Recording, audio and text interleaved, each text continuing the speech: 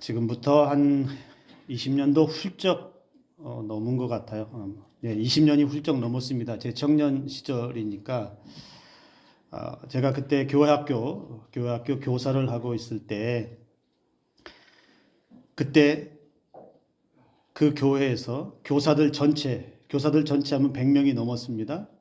100명이 넘는 교사들을 한 자리에 모아서 제1회 교육부 교사 볼링 대회를 했어요. 여러분 볼링 아시죠? 볼링 대회를 했는데 제 자랑을 조금 할 테니까 용서하고 들으세요. 제1회 교육부 교사 볼링 대회 그래도 제가 1회 1등 수상자입니다. 188점. 188점 그러면 감이 없으신 분들 있을지 모르는데 300점 만점에 188인데 제가 잘 쳐서가 아니고 그날따라 이상하게 내 맘대로 한 게 아닌데 어떻게 잘 들어가서 그냥 점수가 좋았어요. 그래서 1등을 했습니다. 근데 대회를 시작하기 전에 이제 대회사도 하고 막 대회니까 하면서 담임 목사님이 이제 시범을 보이는 시간이 있어요. 시범을. 근데 여러분 목사님들 중에 볼링 잘 치시는 분이 굉장히 많습니다. 300점 만점 퍼펙트를 치시는 분이 엄청 많아요. 그 목사님도 볼링장에 이름이 걸려 있을 정도로 볼링 실력이 대단히 출중하신 분인데 시범을 탁 보여주시는데 전부 다 입이 쩍 벌어져. 우와! 왜 그랬을까요? 키가 180이 훌쩍 넘으신 분이 스텝을 밟고 볼을 싹 던지는데 예술이에요. 폼이 기가 막혀요. 프로 선수보다 더 부드럽고 완벽하게 볼을 던지는데 그대로 가운데에서 스트라이크. 그러면서 그 목사님께서 이렇게 말씀하셨어요. 모든 운동의 기본은 폼이 좋아야 합니다. 모든 운동의 기본은 폼이 좋아야 합니다. 폼, 자세, 태도 이런 것이겠지요. 근데 사실 저희들은 그 당시에 볼링을 배워본 적도 없고 쳐본 지 몇 번 쳐보지도 않았는데 폼이라고 해봐야 자기 멋대로죠. 그냥 가서 막 던지는 거예요. 모든 스포츠에서 자세, 폼은 기본입니다. 이게 준비되지 않으면 사실 탁월한 성적이나 뛰어난 경기력을 보일 수가 없습니다. 물론 개성 있게 요즘에는 자기만의 폼과 자세들을 가지고 운동을 하는 선수들도 있습니다. 수영을 조금 배웠는데요. 수영을 배울 때도 가장 먼저 가르쳐 주는 게 자세입니다. 호흡하는 자세, 그리고 움직이는 자세, 이 자세를 가장 먼저 가르쳐 줍니다. 아무렇게나 물에 던져놓고 그냥 막 헤엄치라고 하는 게 아니라 자세가 준비되어져야 거기에 맞는 수영 영법에 따라서 자유형이든 배영이든 저병이든 그렇게 기술을 사용할 수 있게 됩니다. 자세가 준비되지 않으면 그 다음에 기술이 따라오기가 어렵다는 것이죠. 모든 스포츠의 기본이 그래서 폼이 중요하다. 자세가 중요하다. 우리의 삶에서도 여러분 이 법칙이 맞는 것 같아요. 우리가 살아가는 삶에서도 기본적인 삶의 자세가 필요하지요. 아무렇게나 그냥 내가 원하는데 내가 하고 싶은 대로 막 사는 삶보다는 갖추어져 있고 준비되어져 있고 사람들과 관계든지 사회적인 위치에서든지 그 사람이 가지고 있는 삶의 자세들이 있어야 그 자세를 통해서 그 삶의 태도를 통해서 따라오는 삶이 있게 된다는 것이죠. 그래서 삶의 자세가 흐트러지면 그것에 따른 삶의 부작용들이 반드시 나타나게 되어 있습니다. 의사는 의사로서 환자를 대하는 자세가 있지요. 판사는 판사로서 또는 교사는 학생을 대하는 자세가 또 있습니다. 학생은 학생으로서의 또 배우는 자세가 필요하죠. 그렇게 각자의 위치에서 삶에 필요한 자세들이 다 있습니다. 이 자세와 이 태도들이 무너지면 삶이 엉망이 될 수밖에 없지요. 그러면 신앙은 어떻습니까? 우리가 신앙인으로서 예수님을 믿고 따라가는 사람들로서 우리의 신앙은 어떻습니까? 신앙에도 여러분 폼이 좋아야 합니다. 신앙에도 자세가 좋아야 합니다. 신앙에 맞는, 내가 믿고 있는 예수 그리스도를 따르는 그 가르침에 맞는 폼을 가질 수 있어야 한다라는 것이죠. 신앙인으로서 마땅히 갖추어야 할 태도와 자세가 만들어지지 않으면 내가 믿고 있는 신앙이 자칫 세상에 오염될 수 있고 더럽혀질 수 있고 자칫 세상의 조롱거리가 될 수도 있다라는 것입니다. 즉 우리는 신앙생활을 오래 하면서 여기까지 오면서 각자 나름대로의 신앙의 자세들이 다 있을 것입니다. 신앙의 자세뿐만 아니라 삶을 살아가는 스타일이나 그 삶의 자리에서 자신만의 삶의 자세도 폼도 각자 다르긴 합니다. 말과 행동, 머릿속의 생각까지 우리의 모든 삶의 자세가 온전해질 수 있기를 주님의 이름으로 축복합니다. 신앙인들은 더더욱 자신의 신앙의 자세가 어떠한가를 항상 살필 수 있어야 합니다.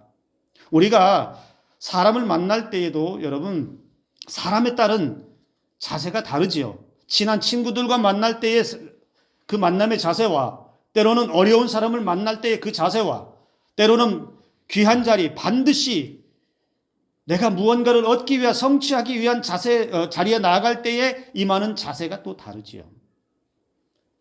그런 데서 내가 아무렇게나 또는 내가 하고 싶은 대로 내 생각대로 내 자세와 내 삶의 태도를 망가뜨려가면서까지 사람 관계를 대하지는 않습니다.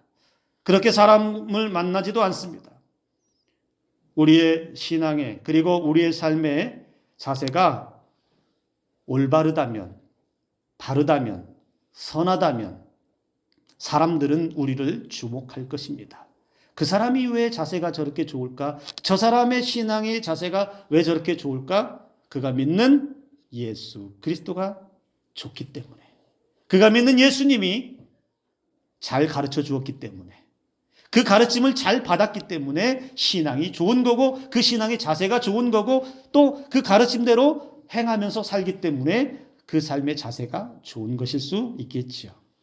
하나님 앞에 나오는 사람들은 그래서 하나님을 만나는 자세 바로 가다듬어야 합니다. 삶과 신앙이 더럽혀진 상태로 그대로 하나님 앞에 선다든지 언어와 태도가 불량한 상태로 하나님 앞에 나와서 왔다 갔다 하는 것으로 만족한다든지 예배 자리에서도 하나님께 집중하지 못하며 그냥 형식적인 그런 자리에 앉아만 있다 왔다 갔다 한다든지 이러한 자세가 있다면 우리는 다시 한번 우리의 신앙의 자세를 하나님 앞에서 바로 세울 수 있어야 합니다. 여러분 다 이런 경험 해보셨죠? 자녀들 가운데 때로는 말 안 듣고 버릇없이 굴 때가 있죠. 엄마 아빠가 부모가 말을 하면 따박따박 말대꾸하면서 삐딱하게 말하거나 버릇없이 말하거나 이럴 때 어떻게 합니까? 때로는 훈계하고 때로는 야단치고 할 때 들으려고 하지 않는 자세가 되지 않을 때 여러분들 그 자녀들에게 어떻게 하십니까? 화가 더 나죠. 너는 들을 자세가 안 돼 있어. 너는 들으려고 하는 태도가 너는 이게 문제야. 우리 그렇게 야단칠 때 있잖아요. 우리 집이라고 예외는 아닌 것 같습니다. 우리 집에도 그런 때가 종종 있는데 여러분 우리가 하나님 앞에 서 있다. 저와 여러분들이 예배하는 예배 자리에 갈 때 우리는 노인수 목사 앞에 여러분들이 앉아 있는 것이 아니라 여러분은 지금 하나님 앞에 앉아 있다라고 한다면 내 신앙의 자세, 내 예배의 자세, 내가 하나님 앞에 서 있는 그 자세가 준비되어져 있는 자세가 아니고 하나님이 은혜 주실 만한 자세가 아니고 하나님이 받으실 만한 자세와 태도가 아니라면 하나님은 지금 저와 여러분들의 그 모습을 어떻게 바라보실까요? 우리는 늘 기억해야 합니다. 왜 신앙의 자세와 삶의 자세를 바로 세워야 하느냐? 하나님이 나를 보시고 있기 때문에 그렇습니다. 그리고 나의 예배를, 나의 삶을 하나님이 다 받으신다라고 하는 믿음이 있기 때문에 우리의 신앙의 자세, 삶의 자세를 항상 하나님 앞에 바로 세워가야 한다라는 것이죠. 우리의 예배와 우리의 기도, 우리의 삶, 내가 세상에서 살아가는 모든 삶의 태도와 자세도 하나님께서 기뻐하실 만한가요? 하나님께서 우리를 인정하실 만큼의 그런 자세와 태도와 신앙의 폼이 준비되어져 있습니까?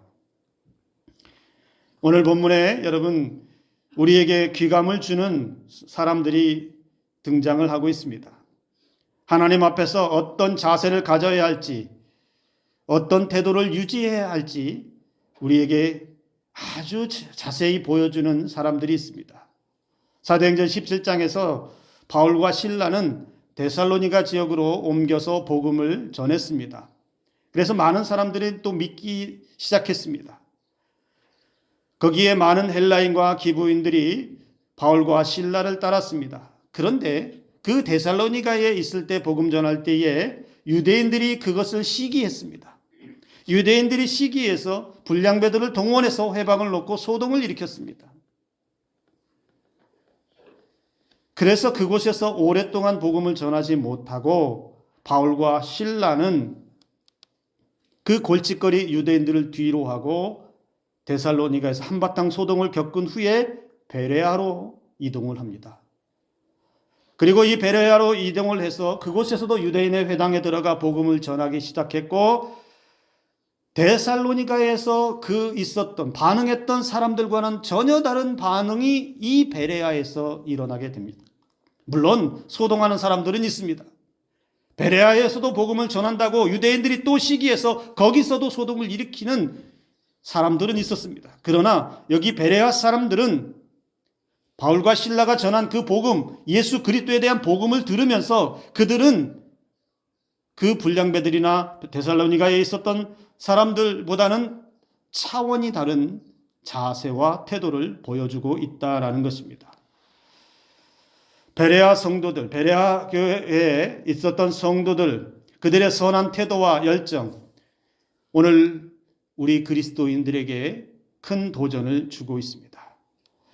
그리고 우리가 어떤 자세로 신앙생활을 해야 할지, 어떤 자세로, 어떤 태도로 하나님 앞에 나아가야 할지, 그리고 우리 삶을 어떤 자세를 가지고 살아가야 될지에 대한 귀감을 주는 이 베레아 성도들을 오늘 우리는 눈여겨보아야 합니다. 여기 베레아 사람들은 주의 깊게 그리고 하나님 말씀에 집중하며 듣는 자세가 있었습니다. 다른 사람들보다 이 베레아에 있는 사람들은 예배의 자세나 말씀 듣는 자세가 좋았다라고 하는 것을 여기 11절에서 분명히 기록하고 있습니다. 11절 말씀에 하나님의 말씀을 간절히 받으면서도 하나님의 말씀이 정말로 그러한가 날마다 성경을 상고했다 이렇게 기록하고 있는데요. 여기 여러분 상고했다는 말이 뭡니까? 찾아보았다는 것입니다. 조사해 보았다는 겁니다. 연구해 보았다는 것입니다. 하나님의 말씀을 듣고 그냥 스쳐 지나가서 잊어버린 것이 아니고 흘려버린 것이 아니고 오늘 은혜 받았습니다. 할렐루야 아멘으로 끝나고 까맣게 잊고 살다가 온 것이 아니라 그날 들었던 그 말씀을 좀 더 깊이 생각하고 조금 더 생각하고 찾아보고 연구해서 진짜 그러냐? 진짜 나에게 하신 말씀이냐? 진짜 내게 주신 그 감동의 은혜가 맞는 것이냐? 진짜 나를 책망하고 나의 죄를 지적한 것이냐? 그들은 깊이 생각하고 그 말씀을 묵상하고 연구했다라는 것입니다. 하나님의 말씀을 들으면서 지나치지 않았습니다. 더 자세하게 알아보려고, 더 정확하게 알아보려고, 더 깊이 있게 알아보려고 그들은 말씀 앞에 온전한 자세를 가지고 나아갔다라는 것입니다. 우리는 여기서도 잘 보아야 합니다. 우리가 말씀을 안 듣는 사람들이 아니에요. 우리 모두는 다 하나님의 말씀을 듣는 사람들입니다. 또 개인적으로 성경을 읽고 또 개인적으로 집에서도 하나님의 말씀을 설교 말씀이든 방송이든 무엇을 통해서든 하나님의 말씀을 항상 듣는 사람들입니다. 그러나 그 말씀을 들을 때 우리의 자세는 어떠합니까?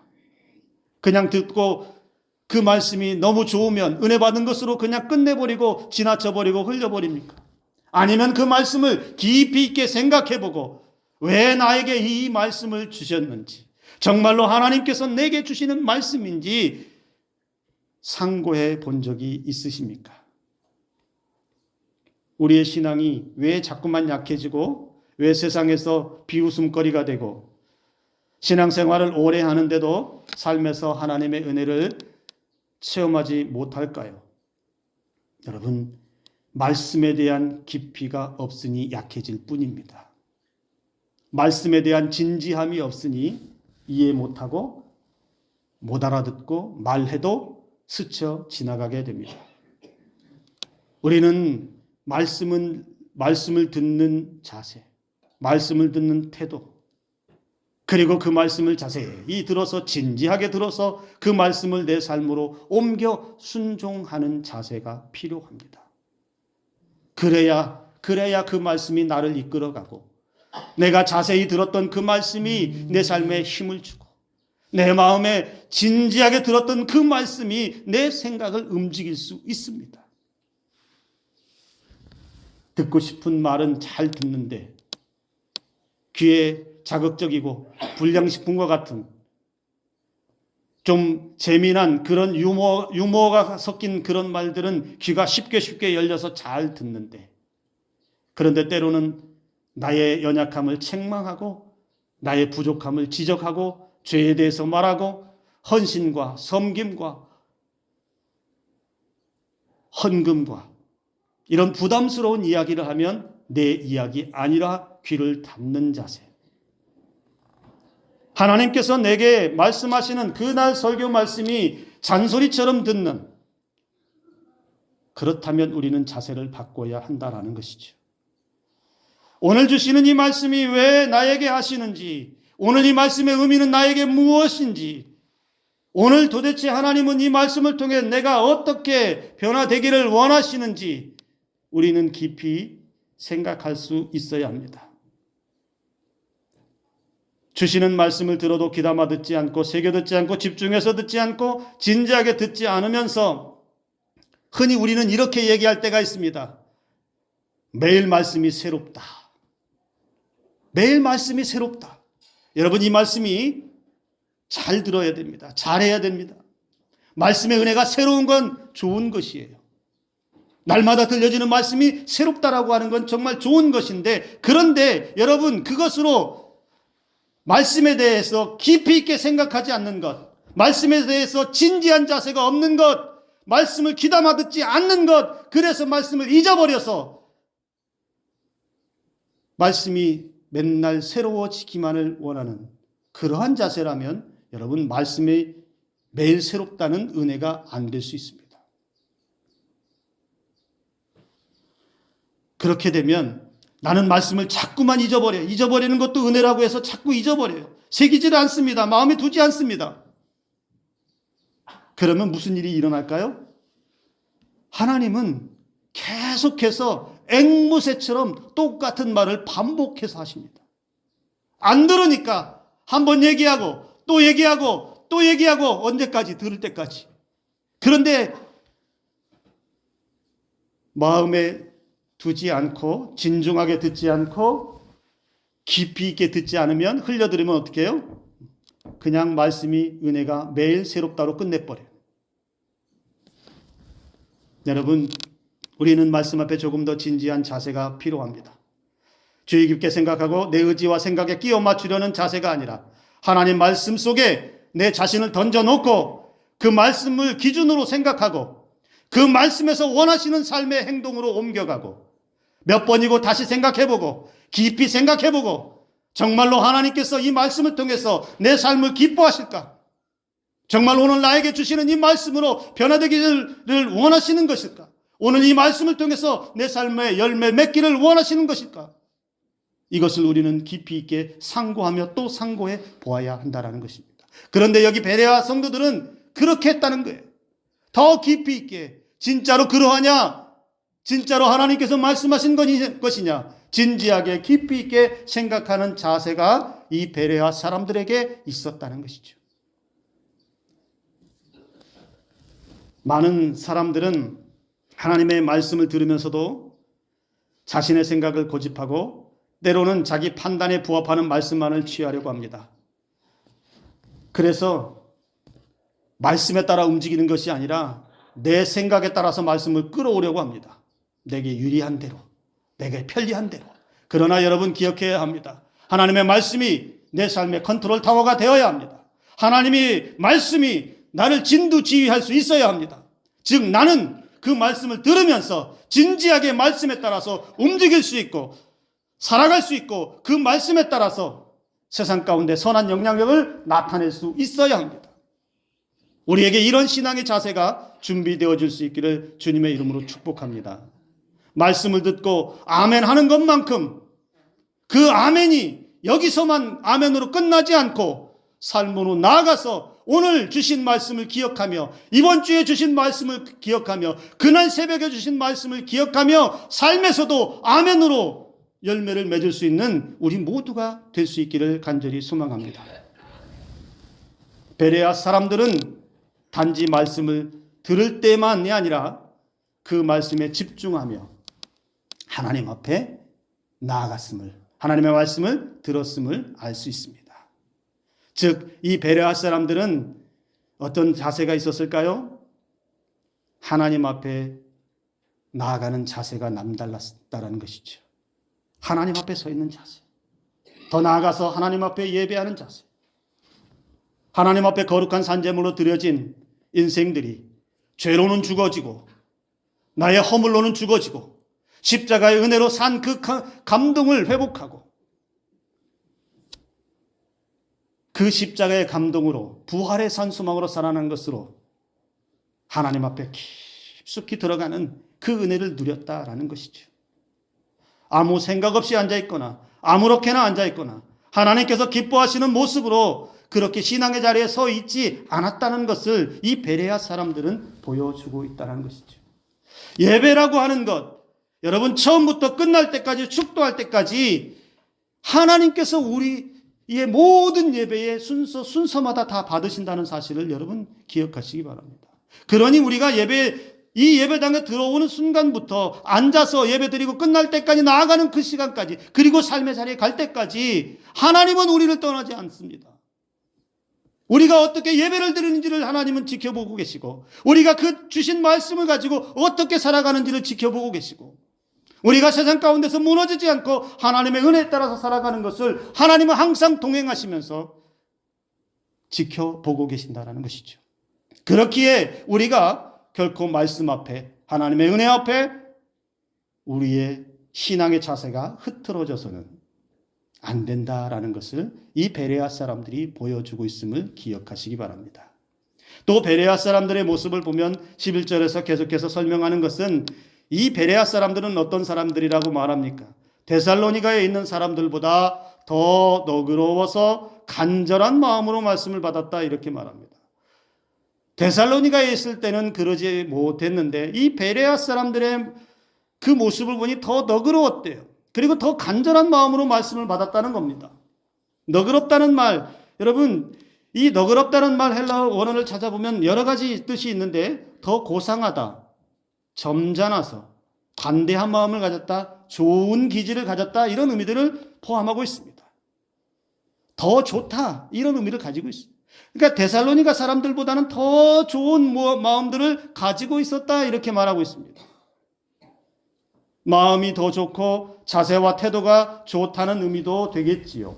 그리고 간절한 마음이라고 하는 것은 아주 기꺼이 열심히 열성을 다해서 열정을 다해서 기쁜 마음으로, 그러니까 모든 열심 있는 기쁜 마음으로 하나님 앞에 말씀을 받기 위해서 그들은 자세를 갖추고 있었다라는 것이죠. 너그럽다와 이 간절한 마음이라고 하는 이 말씀을 종합적으로 살펴보면 베레아 사람들은 단지 사람들에게만 그렇게 보인 것이 아니라 하나님 앞에서 그런 너그러운 마음을 가지고 더 좋은 마음을 가지고 하나님 앞에 설 때마다 간절함의 자세를 가지고 있었다라는 것을 보여주고 있습니다. 여러분, 우리가 회복해야 할 자세가 이거 아닐까요? 예배 자리에 나와서 우리가 주일날 1시간 드리고 가는 이 예배가 어떻게 되어야 하겠습니까? 우리가 하나님 앞에 나 자신을 드리고 가는 이 시간이 그냥 얼굴 도장만 찍고 하나님 나 왔다 갑니다라고 해서 예배 드린 것으로 끝난다면 이 예배를 통해서 여러분들이 하나님의 은혜를 얻을 것이 무엇이 있겠습니까? 이 예배 자리에 나와서 우리가 어떻게 하나님 앞에 서 있어야 하겠습니까? 하나님 앞에 더 좋은 마음들로 이 자리에 있어야 하고 하나님의 그 은혜가 내게 부어진 것을 사모하며 더 간절함을 가지고 서서 예배 시작할 때부터 찬양할 때부터 기도할 때에도 찬양대의 찬양 속에도 말씀 속에도 죽도 속에도 그 안에 순서마다 부어주시는 하나님의 은혜가 전부 다 누구 거요? 옆에 있는 권사님 거요? 아니면 저 뒤에 계신 집사님 거예요? 순서마다 부어주시는 그 은혜는 누구 거라고요? 내 거예요. 내 거. 내가 드리는 찬양이고 그 기도 가운데 장로님의 기도 가운데서도 그 기도는 누가요? 우리를 대신해서 하는 그 기도를 통해서 하나님께서 오늘 이 자리에 은혜를 부어주실 때에 그 은혜는 나의 은혜가 되는 것이고 우리가 성경 봉독 가서 말씀을 읽을 때에 한 절 한 절 읽을 때에 그 말씀을 읽을 때의 은혜는 누구 거예요? 읽는 사람의 은혜가 되는 것이고 부족하지만 목사가 선포하는 그 말씀의 은혜는 오늘 너 꼭 들어야 돼 이게 아니에요. 우리 아들이 오늘 꼭 좀 들었으면 좋겠다. 아니에요. 그거 아니에요. 여기 없는 사람들 생각하지 마세요. 여기 없는 사람들은 죽었다 깨어나도 이 은혜 못 누립니다. 누구만 누릴 수 있어요? 이 자리에 하나님 앞에 겸손하게 앉아있고 간절한 마음으로 앉아있는 우리들만 누릴 수 있는 은혜예요. 그런데 어떻게 하나님 앞에 아무렇게나 우리가 앉아있을 수 있고 아무렇게나 생각 없이 그렇게 이 자리에 앉을 수가 있겠습니까? 그 은혜를 어떻게 놓칠 수 있어요? 우리는 예배 자리에서 여러분 하나님을 향한 너그러운 마음들, 더 좋은 마음들, 더 선한 마음들, 더 간절한 마음들로 가지고 예배 순서마다 주어주시는 그 은혜 하나도 놓치지 않는 저와 여러분들 되기를 주님의 이름으로 축복합니다. 우리에게는 바로 이 신앙의 자세가 살아나야 합니다. 폼이 좋아야 돼요. 하나님 앞에서 옆에 누가 나를 신경 쓰든지 말든지 하나님 앞에서 내 자세가 좋아서 언제라도 하나님이 내게 은혜 주시기를 언제라도 하나님 보시기에 내 모습을 보면 우리 하나님이 나를 기쁘게 받아주시는 그런 은혜가 임해야 될 줄로 믿습니다. 여러분 한국교회와 한국교회 성도들 부끄럽지만 이렇게 말할 수 있습니다. 폼이 망가졌어요. 기독교가 타락했다고요? 천만의 말씀이에요. 기독교는 타락하지 않습니다. 누가 타락했을까요? 신앙의 폼이 망가진 성도가 타락한 거예요. 말씀에 대한 진지한 태도가 사라지고 말씀으로 살려고 하는 그 신앙의 자세가 성이 없어지고 편리에 따라서 그렇게 뻣뻣하고 자기만 아는 그러한 신앙의 망가진 태도 때문에 기독교가 타락했다는 소리를 듣게 되는 겁니다. 그래서 오늘날 한국교회와 성도들이 살려내야 할 게 뭡니까? 하나님 앞에 서는 자세, 말씀으로 사는 자세, 삶에서 하나님의 사람답게 사는 신앙의 자세가, 태도가, 폼이 온전하게 살아나야 될 줄로 믿습니다. 그래야 우리가 예수님을 말할 수 있지요. 그래야 우리가 예수님을 세상 사람들에게 전해줄 수 있지요. 어떻게 우리의 부끄러운 모습으로 망가진 폼으로 엉망적인 그러한 태도를 가지고 세상 사람들에게 예수 믿으시오라고 말할 수 있겠습니까? 그러면 세상 사람들이 우리의 그 망가진 태도, 망가진 자세의 신앙 이걸 보고 비웃게 될 것입니다. 지금 현재 그런 일들이 일어나고 있잖아요. 오늘 우리는 베레아에 있는 사람들처럼 신앙의 자세를 바로 세워가는 은혜가 있기를 주님의 이름으로 축복합니다. 교사할 때 교사를 한 10여 년 넘게 하면서 여러 아이들을 만나는데요. 교사할 때 참 태도 안 좋은 애가 하나가 있어요. 옆에 있는 애한테 자꾸 말을 걸고 앞에서 전도사님 말씀 전하고 막 이러는데 자꾸 말을 걸고 어떤 날은 모자를 쓰고 와가지고 여기 모자를 이렇게 하고 앞에다가 눌러 쓰고 이렇게 딱 숙이고 그러면 여러분 그 아이만 그렇게 하게 있는 게 아니라 그 잘못된 태도 하나 때문에 누가 영향을 받아요? 옆에 있는 아이들이 영향을 받아요. 옆에 있는 아이들이 같이 동조하고 따라해요. 그러면 예배 그 자리에서 그 아이만 불량한 태도를 가진 그 아이만 은혜를 못 받는 게 아니라 옆에 있는 사람이 은혜를 못 받아요. 말씀을 못 들어요. 무슨 말일까요? 나의 잘못된 태도는 나의 잘못된 신앙의 자세는 나도 말씀을 못 듣게 하지만 나도 은혜를 못 받지만 다른 사람에게도 은혜를 못 받게 하는 악영향을 끼칠 수 있다라는 것입니다. 제가 말한 그 아이가요, 목사님 아들이었어요. 그래서 조심조심 하는데 너무 안 돼서 제가 하루는 끌고 나가서 제 목소리가 크잖아요. 고래고래 소리 지르면서 엄청나게 뭐라고 했어요. 야, 이 새끼야! 너 하나 때문에 여기 100명의 아이들이 예배를 못 드리고 너 하나 쳐다보더라고. 전도사님 말씀하시는데 하나도 못 듣고 있어, 이 새끼야. 막 뭐라고 했어요. 그 아이가 어떻게 할게요? 예배 끝나자마자 집에 가고 아버지한테 찾아가서 나를 일러버렸어요.